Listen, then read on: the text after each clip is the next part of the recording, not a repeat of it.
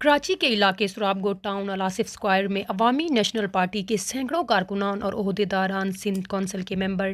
محمود خان مسعود، ضلع ایسٹ کے deputy general ظفر مسعود اور مختلف یوسیز کے عہدیدار گل خان برکی، حافظ اللہ خان، نیک ولی خان مسعود، ڈاکٹر انعام اللہ، واجد آفریدی، تاج محمد، اسلام جان بٹ،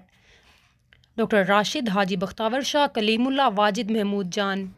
ریشم خان، حیات اللہ برکی، شیر خان اور دیگر پارٹی رہنماؤں نے شاہ سید کی غلط پالیسی اور غلط رویوں سے تنگ آ کر پارٹی کے عہدے اور بنیادی رکنیت سے استعفیٰ دے دیا۔ سے خطاب کرتے ہوئے محمود خان مسعود، ظفر مسعود، اسلام جان نے کہا ہے کہ ہم پہلے پارٹی کے اندر غلط فیصلوں کی لیکن پارٹی کے کچھ عہدیدار دوستوں اور رہنماؤں کے کہنے پر ہم دوبارہ پارٹی میں شامل ہوئے۔ قائدین نے ہم سے وعدہ کیا کہ ہم پارٹی میں شامل ہونے والے تمام دوستوں کو ان کی کارکردگی کی بنیاد پر عہدے اور ذمہ داریاں دیں گے،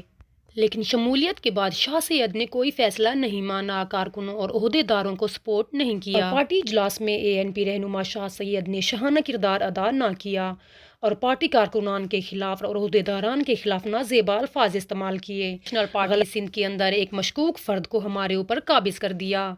اس شخص کے پاس کارکنان کے لیے کوئی عزت نہیں ہے، جس کی وجہ سے آج ہم سراب گوٹ ٹاؤن کے تمام عہدیداروں اور کارکنوں نے میٹنگ بلوا کر پارٹی کو الوداع کیا